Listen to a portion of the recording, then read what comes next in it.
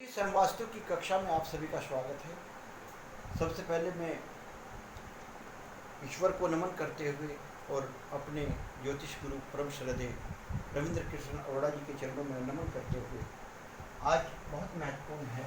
हमने ज्योतिष के बारे में बताया था। ज्योतिष के स्कंध बार बार पूछा जाता है। ज्योतिष का स्कंध, ज्योतिष के स्कंध कितने होते हैं? आदिकाल में ज्योतिष के सिर्फ 2 स्कंद हुआ करते थे। सिद्धांतिक सिद्धांत और फलित। ज्योतिष के सिर्फ 2 भाग थे। लेकिन सूर्य सिद्धांत जब से आया है लगभग 110 ईसा पूर्व, लगभग नहीं 110 ईसा पूर्व, जब से सूर्य सिद्धांत हुआ है तो स्कंद के 3 भाग। पहला भाग होता है सिद्धांत,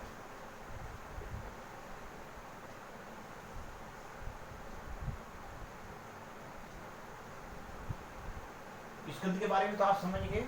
सिद्धांत के बारे में लिख लीजिएगा आप। दूसरा है संहिता,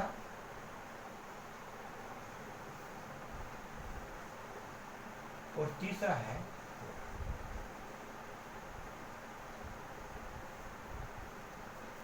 फलित हो रहा, वर्त संहिता, सूर्य सिद्धांत, अन्य। इससे आप क्या पता लगाएंगे कि कौन सी किताब में कौन सी चीज आपको मिलेगी। ये बहुत महत्वपूर्ण है, आप इसको ध्यान से सुन लें।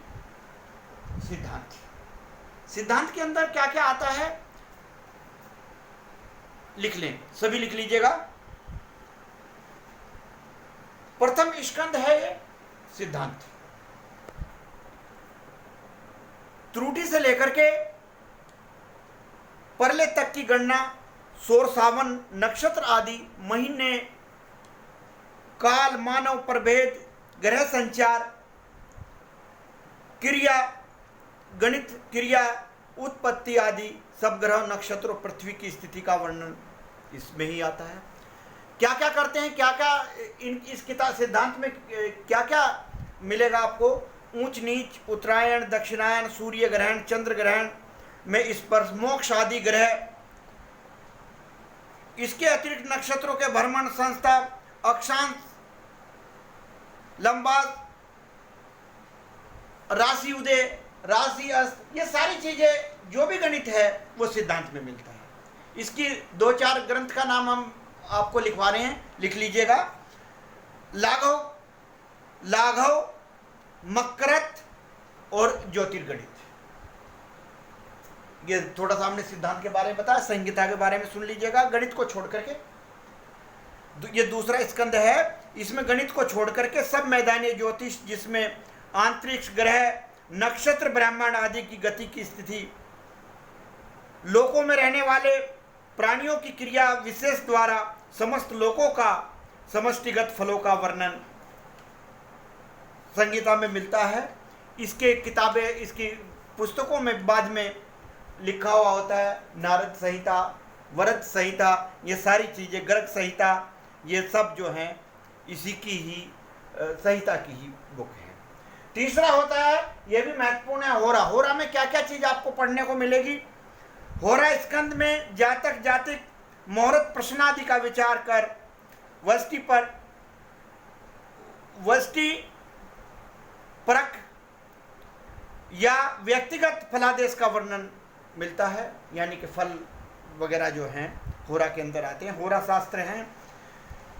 व्रत जातक, व्रत प्राशर होरा, शास्त्र श्रावली, जातक परिजात, फल दीपिका, उत्तर कालामृत, लघु प्राश्री, जैमिनी सूत्र, प्रश्ना मार्गी प्रमुख जो ग्रंथ हैं वो होरा में आते हैं। तो इस तरीके से आपको ये चैप्टर करने के बाद में, स्कंद पढ़ने के बाद में आपको आसानी हो जाएगी ग्रंथ ढूंढने में भी कि कौन सी चीज़ हम कहाँ पर पढ़ें, कौन से ग्रंथ में हमें मिलेगा। इस तरीके से एक बार बार आता है देविज। देवेज किसे कहते हैं, देवेज समझना यहाँ पर बहुत जरूरी है। ज्योतिष के ज्ञाता को देवज कहा जाता है। देव प्लस अज, देव प्लस अज। देव का अर्थ है भाग्य, व अज का अर्थ है जानने वाला। There was, there was. देवेज का इस तरीके से अर्थ हुआ जानने वाला।